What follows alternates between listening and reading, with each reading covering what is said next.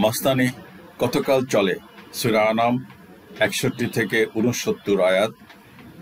এই ভিডিওতে সবাইকে স্বাগত জানাই। আমি মুআজ্জেম উদ্দিন সেন্টু। আশা করি সবাই ভালো আছেন, পৃথিবীর যেখানেই যে থাকুন না কেন। আমার এই বয়সে যেসব জায়গায় পড়াশোনা করেছে, চাকরি, সেসব জায়গায় এবং নিজের পরিবার, পাড়া, প্রতিবেশী আর কাছের এবং দূরের এলাকার বহু মাস্তান, বখাটে কিংবা জালিমের দেখা অস্তিত্ব টের পাবার সুযোগ হয়েছে আমার। ইতিহাসের সেই নমরুদ ফেরাউনের কথা বারবার আর বলতে চাই না। মানব জাতির ইতিহাস তো বেশ লম্বা, যদিও একজ্যাক্ট সময় কেউ জানে না। বিজ্ঞানী আর গবেষকরা বলেন প্রায় ৩ লক্ষ বছর আগে আধুনিক মানুষের আগমন ঘটে পৃথিবীতে। আগুনের ব্যবহার হয়ে আসছে ২ লক্ষ বছর ধরে। চাকার আবিষ্কার হয় খ্রিস্টের জন্মের ৩,৫০০ বছর আগে, মানে ৪,৫০০ বছর আগে। খ্রিস্টের ৩,০০০ বছর আগে মানে ৫,৫০০ বছর আগে। এসব কথা বলার কারণ এটাই যে আগুন আর চাকা দিয়েই হাল আমলের যত সব মাস্তানি, গুন্ডামি, বাহাদুরি, জুলুম, নির্যাতন, যুদ্ধ, মারামারি চালানো হয়। সে প্রাচীনকালেও নিশ্চয়ই একই পদ্ধতি ব্যবহার করা হতো। তবে মজার বিষয় হলো যে কোনো সময়ের মাস্তান, গুন্ডা, লুটেরা, জালিম কিন্তু শেষ অবধি এই পৃথিবীর মাটিতেই মিশে গেছে, নাকি তারা তাদের নিজস্ব কোনো বিলাসবহুল সাম্রাজ্যে মহাসুখে বসবাস করছে এখনো? প্রশ্ন আপনাদের কাছে খুঁজবেন, এইগুলো প্রশ্নের উত্তর পাবেন নিজের কাছে, তারা কোথায় আছে এখন। কথা এটা তো শতভাগ খাঁটি আর যৌক্তিক যে আজকের আমাদের এই সমাজে যেমন বহু ভয়ঙ্কর সন্ত্রাসী, চাঁদাবাজ, মাস্তান কিংবা আন্ডারওয়ার্ল্ড ডন বা মাফিয়ার কথা শুনি আর দেখি, সেসব সেই সুদূর অতীতেও ছিল এবং পৃথিবীর বড় বড় দেশে আরো বড় বড় মাপের ডনরা ছিল। তারা কোথায় আজ? জানেন কেউ ঠিকানা তাদের? ফের আজকের যারা বড় বড় ডন, তারা কিছুদিন পরে কোথায় থাকবে? এসব প্রশ্ন কি সঙ্গত নয়? বাংলাদেশ স্বাধীন হয়েছে ৫৩ বছর হলো। এর ইতিহাস কম বেশি সবার জানা, আর সর্বশেষ ঘটনা প্রবাহ তো সবার চোখের সামনেই জ্বলজ্বল করছে নিশ্চয়ই। আমার প্রিয় দর্শক শ্রোতা, ভিডিওগুলি সত্যিকার অর্থেই নিরস সবার জন্য। আর সর্বশেষ নিরস আসলে বাড়ি, স্কুল, রাষ্ট্র সবখানেই নিয়ম শৃঙ্খলা বেশ একটু কড়া আর নিরসই হয়ে থাকে। আর আমার ভিডিওগুলি তো মহান আল্লাহর বেঁধে দেওয়া জীবন বিধানকে নিয়েই। প্রায় প্রতিটা আয়াতে আল্লাহ কিছু নিয়ম, নীতি, শৃঙ্খলা এবং অবাধ্যতার ভয়ানক পরিণতির কথা বলেছেন। তারপরেও সব মানুষ, এমনকি বিশ্বাসী নামদারি মুসলমানরা কোরআনের সব কথা মানে নাকি? না, মানে না। আমার বিশ্বাস মানলে মুসলমানদের আজকের নাজুক অবস্থার সৃষ্টি হতো না। যাই হোক, মাস্তানির কথায় আসি। অবগতের জন্য বলছি, ১৪,০০০ কিলোমিটার দূর থেকে ভিয়েতনামে এসে একদল মানুষ মাস্তানি শুরু করেছিল সেই ১৯৫৫ সালের নভেম্বর মাসে একজাক্টলি। সেই মাস্তানি গড়াতে গড়াতে আসে ১৯৭৫ সালের এপ্রিল মাস। মিশনের নিচতলায় হাজার হাজার সামরিক বেসামরিক লোকজন উদ্বেগ উৎকণ্ঠা নিয়ে সময় পার করছে ওই মাস্তান রাষ্ট্রের রাষ্ট্রদূতের জন্য। তিনি আসলেন এবং ২-৪ কথা বলে ওয়াশরুমের মতো একটা অজুহাত দেখিয়ে উপরতলায় চলে গেলেন এবং ছাদে অপেক্ষমান হেলিকপ্টারে করে ভিয়েতনাম ছেড়ে পালালেন। ৫৫ থেকে ৭৫ দীর্ঘ ২০ বছরে প্রায় ৩০ লক্ষ মানুষের জীবন দিতে হলো মাস্তানির খেসারত হিসাবে। তবে একটি পরাশক্তিরূপী মাস্তানের জন্য এটা নিশ্চয়ই লজ্জার এবং বিব্রতকর। ভিয়েতনাম যুদ্ধের পরিণতি বিষয়ে বলা হয়েছে, US ambassador to South Vietnam Graham Martin and other embassy personnel escaped from Saigon during the fall of Saigon in April 1975 via a series of helicopter evacuation, part of Operation Frequent Wind, says Wikipedia.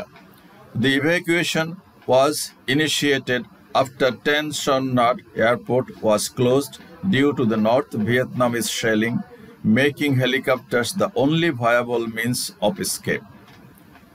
যে ছবিটি দেখতে পাচ্ছেন তাতে স্পষ্ট যে একটি দালানের ছাদের উপর হেলিকপ্টার দাঁড়িয়ে আছে। ওরকম অনেকগুলি হেলিকপ্টারে করে পরাজিত বাহিনী পালিয়ে যায় তাদের সব মাস্তানি, গুন্ডামি, দখলদারিত্ব বন্ধ করে দিয়ে। পরিহাস হলো তারপরেও কিন্তু মাস্তানি থেমে থাকে নাই। আবার একই ঘটনার পুনরাবৃত্তি ঘটল এই উপমহাদেশেরই আরেক দেশ আফগানিস্তানে। মাস্তান ওই একই রাষ্ট্র নামক দানব। এবার মাস্তানি চলল পাক্কা 2 যুগ, ওই 20 বছরেই। শেষ পরিণতি অলমোস্ট একই রকম। বহু কিছু ফেলে সমর্থকদের ভয়ঙ্কর বিপদের মুখে ঠেলে দিয়ে তল্পি তল্পা গুটিয়ে পালালো সব লেসপেন্সার। প্রাণ হারালো লাখো সামরিক বেসামরিক লোকজন। এই বিষয়ে বলা হয়েছে, on 29 February 2020, the US, represented by diplomatic envoy Zalmay Khalilzad, and the Taliban signed the agreement for bringing peace to Afghanistan, commonly known as the US-Taliban deal, that provided for the withdrawal from Afghanistan of all military forces of the United States, its allies and coalition partners. আবার আরেক জায়গায় বলা আছে, Afghanistan has been shattered by 2 decades of war, which has created a massive humanitarian and human rights catastrophe.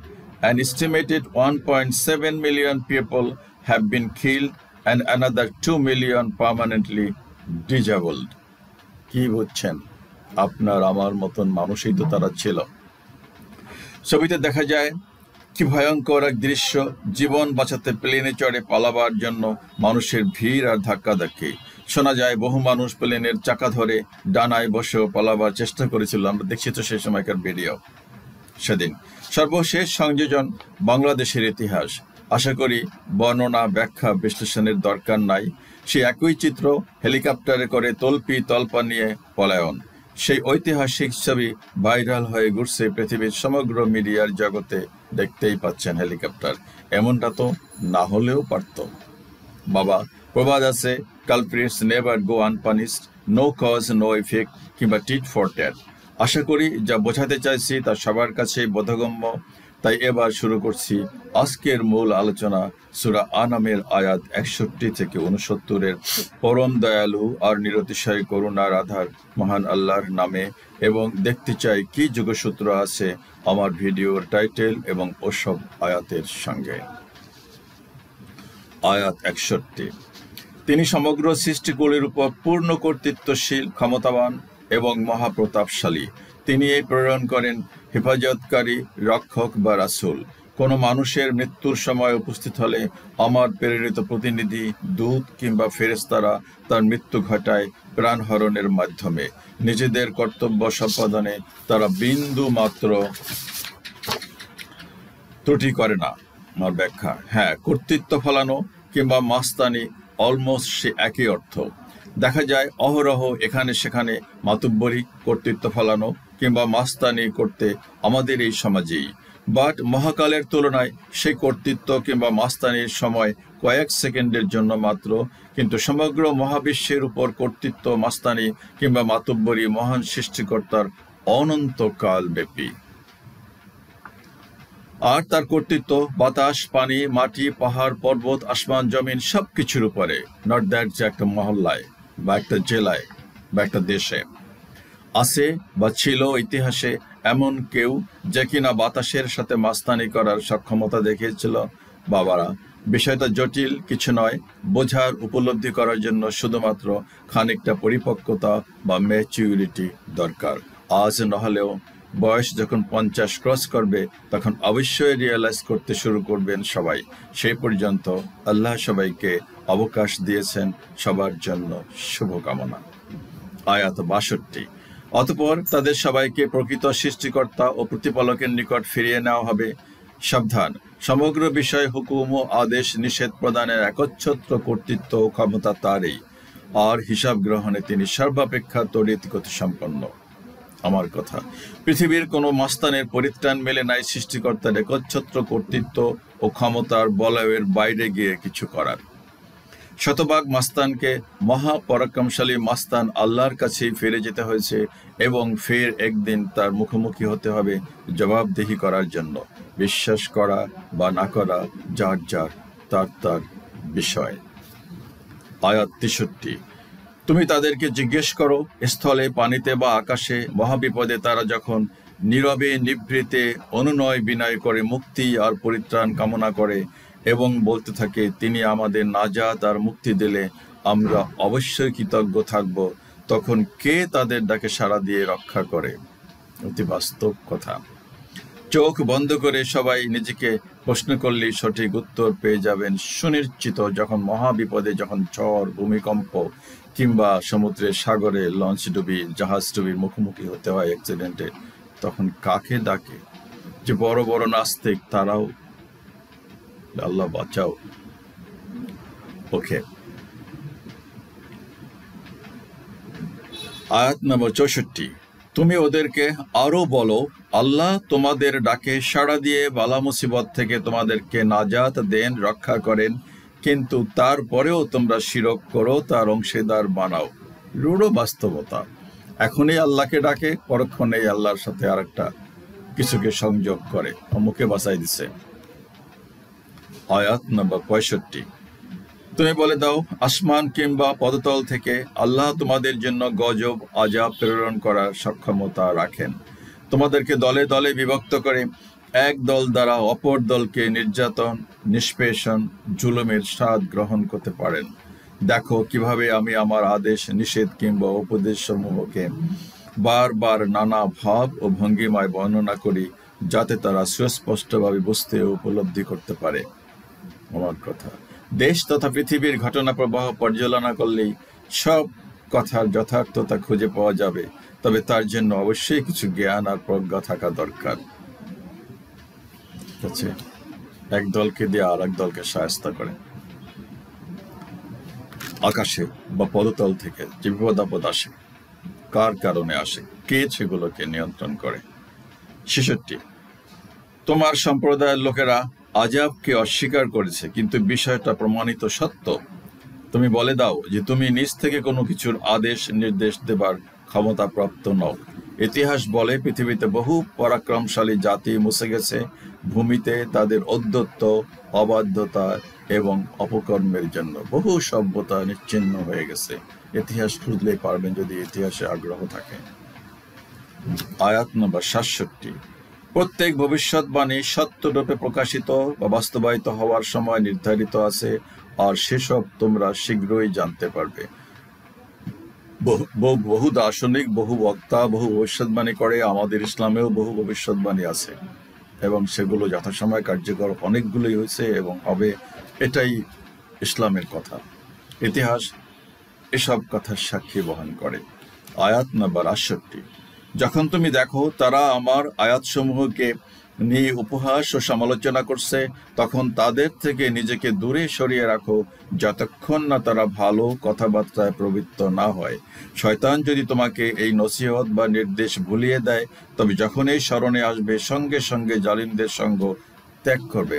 আসলে কোরআন তো অত্যন্ত বাস্তব জীবনের ঘটনা, বা বাস্তব জীবনে মানুষ কি করে কি করে না সেই সব বিষয়ে তো জীবন বিধান। সো এই যে কথাগুলো বলতেছে, আমি তো বলতেছি 100%। আপনি 10 জন বন্ধু বান্ধব গিয়ে নিলেন, দেখেন শয়তানি আলোচনা করে খারাপ বিষয়, চুপ করে সেখান থেকে কেটে পড়াই ভালো। যে এই সান্নিধ্য তো আমার দরকার নাই, এই নষ্ট সমাজকে তো আমার দরকার নাই। বিনয়ের সাথে আমিও অনুরোধ করব বিপদগামী, অসৎ, দুর্বৃত্তদের কাছ থেকে দূরে থাকার জন্য। এমনকি খুব কাছের চেনা জানাও কেউ যদি কোনো অনাকাঙ্ক্ষিত, অবাঞ্ছিত বিষয় নিয়ে কথা বলে বা সলা পরামর্শ করে, তবে আস্তে করে সটকে পড়াই উত্তম, যে কোনো অজুহাতে। বেশি ভালো মানুষই দেখালে ফের সমস্যা হতে পারে, তাই একটি যথাযথ অজুহাত দেখিয়ে সটকে পড়াই উত্তম।